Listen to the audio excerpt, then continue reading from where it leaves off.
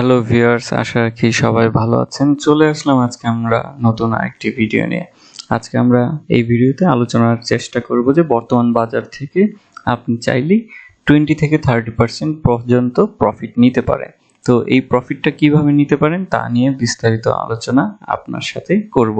আশা করি আপনারা ধৈর্য সহকারে পুরো ভিডিওটি দেখার চেষ্টা করবেন। আমরা জানি যে শেয়ার বাজার ঝুঁকিপূর্ণ জায়গা, তাই জেনে বুঝে বিনিয়োগ করার চেষ্টা করুন এবং এখানে কোনো ধরনের বাই সেল নির্দেশনা দেওয়া হচ্ছে না। চলুন এবার আমরা মূল পর্বে শুরু করি। আমরা জানি যে বাজারে একটি ফ্লোর প্রাইস নির্ধারণ করা হয়েছে, যার প্রেক্ষিতে সবার মধ্যে একটা পজিটিভ ভাইব তৈরি হয়েছে, কারণ আমরা জানি যে এর নিচে ইন্ডেক্সটি নামবে না কিংবা অমুক শেয়ারটি আর নামবে না, যার ফলে হচ্ছে যে এই আত্মবিশ্বাসের ফলে একটা বাজারে পজিটিভ মুভমেন্ট হচ্ছে এবং পাশাপাশি অনেক ট্রেড ভলিউম বিগত কিছুদিনের তুলনায় বৃদ্ধি পেয়েছে।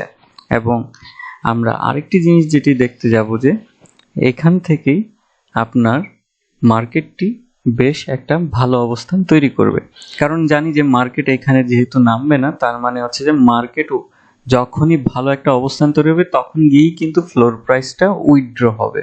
তো এই পজিটিভনেস থাকার কারণেই কিন্তু বাজার অবশ্যই একটা পজিটিভ মুভমেন্টটা নিয়ে আসবে। এখন কথা হচ্ছে যে কিভাবে আপনি এই বাজার থেকে 20 থেকে 30% পর্যন্ত প্রফিট টেক করতে পারবেন। এটার জন্য আপনাকে অবশ্যই আমি বলবো যে যারা নতুন বিনিয়োগ করছেন, ফ্রেশ মানি, তারাই আসলে একমাত্র এখান থেকে অ্যাবসলিউটলি সম্ভব।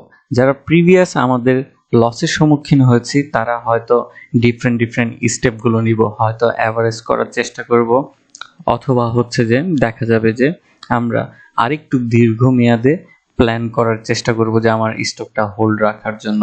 এছাড়া অল্টারনেটিভ হয়তো ওয়ে নেই, কিন্তু যারা ফ্রেশ মানি তাদের জন্যই আসলে বেসিক্যালি এখন একটা বেশ বড় একটা সুযোগ যে এখান থেকেই হচ্ছে যে 20 থেকে 30% প্রফিট করতে পারবেন এবং মিনিমাম একটা শর্ট টার্মের ভিতরে। এই শর্ট টার্মটা কত দিন হতে পারে?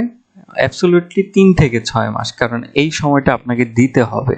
আদারওয়াইজ দেখা যাবে যে আপনি হয়তো এখান থেকে এই পরিমাণে ভালো একটা প্রফিট টেক করতে পারবেন না।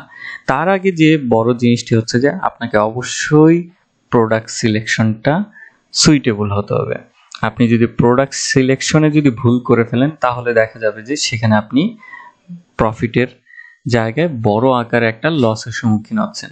তো বাজারে বর্তমানে আমাকে দেখতে হবে যে কোন শেয়ারটি এখনো বৃদ্ধি পায়নি, কারণ আমরা জানি যে ফ্লোর প্রাইস দিয়েছে, বেশি দিন হয়নি, কিন্তু যে শেয়ারগুলো ভালো অবস্থানে আছে অ্যাজ এ প্রাইস হিসেবে কিন্তু এখনো ভলিউম হচ্ছে কিন্তু বাড়েনি, এই ধরনের শেয়ার আমাকে চয়েস করে নিতে হবে। পাশাপাশি দেখতে হবে যে তার আরএসআই অবস্থানটা আপনার 40-এর নিচে আছে কিনা, কারণ শেয়ার মার্কেটে অনেক, আমরা যদি লিস্টেড করি তাহলে অনেক স্টক দেখতে পাবো যে যারা হচ্ছে 40-এর নিচে আছে।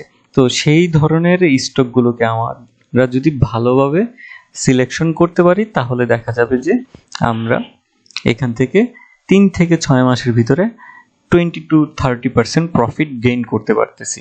তো এই সুযোগটা আমি বলবো যে আপনারা যদি একটু মাথা খাটিয়ে লাগান তাহলে হচ্ছে যে এখান থেকে একটা ভালো প্রফিট নিতে পারবেন, কারণ এই ধরনের কনফিডেন্টলি খুব কম টাইমেই মানে আপনার সুযোগগুলো আসবে।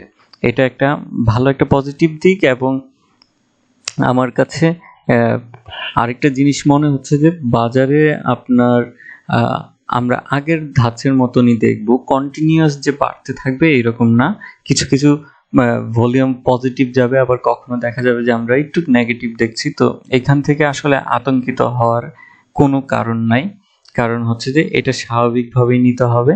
এবং আরেকটা জিনিস মনে রাখতে হবে যে আপনি যত বেশি সময় দিতে পারবেন তত বেশি আপনাকে ভালো এখান থেকে রিটার্ন এনে দিতে পারবে। এতটুক যদি বিশ্বাস রেখে আপনি যদি এই মার্কেটে ইনভেস্টমেন্ট করেন তাহলে অবশ্যই আপনার কখনোই লসের সম্মুখীন হতে হবে না।